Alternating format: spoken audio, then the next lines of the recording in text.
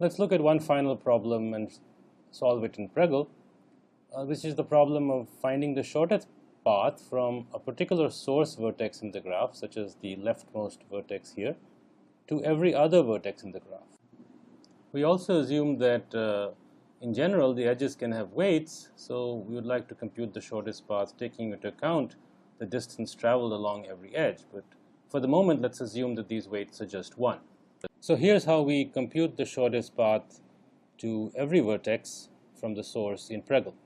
Each vertex has an estimate of its shortest path. It starts off at infinity, and it waits for messages from its neighboring nodes via incoming edges. And if the estimate that it gets from its incoming messages is less than its current estimate, it replaces itself by the new estimate. And then what it sends out is its current estimate plus the edge weight of every outgoing edge. So if we do that, then the messages work out to be the correct ones, and eventually we get the shortest path from the source to every vertex sitting inside the vertex values. So at the end, every vertex ends up having the shortest distance from the source to itself.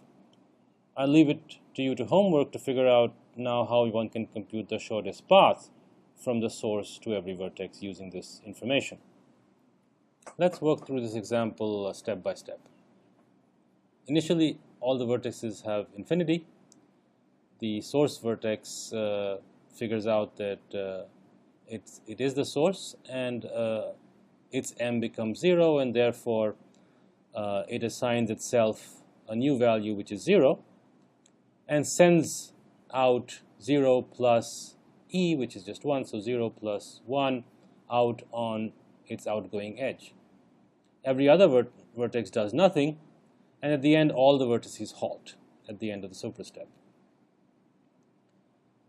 In the second superstep, all the vertices are halted, but the second vertex over here gets a message from its neighbor, and therefore it wakes up and checks whether that message is less than infinity. It is, and it assigns itself to be 1 and sends out 1 plus 1, which is 2, on this outgoing edge. Similarly, in the third step, initially everybody is asleep. This vertex gets something, a 2 on its incoming edge, figures out it's less than infinity, assigns itself to 2, and sends out 3 on its outgoing edge. And finally, the middle vertex, this vertex over here, assigns itself a 3, and then goes to sleep. It sends out, before that, 3 plus 1, 4 on both these edges, but that doesn't cause any change to either of these vertices, the second one and the last one, and therefore they don't send any further messages out, and no further computation takes place because there are no messages flowing to wake nodes up. Everybody's asleep, and the computation halts. Shortest path computations like this are quite useful in many tasks, including planning. For example, think of a automated self-driving car trying to get from one end of a parking lot O to its designated parking space G, navigating the parking lot in a manner so that it doesn't bump into any existing parked cars. One can think of this as a graph problem with each cell being a vertex and the edges going from allowed paths from one vertex to another according to this grid, avoiding the parked cars.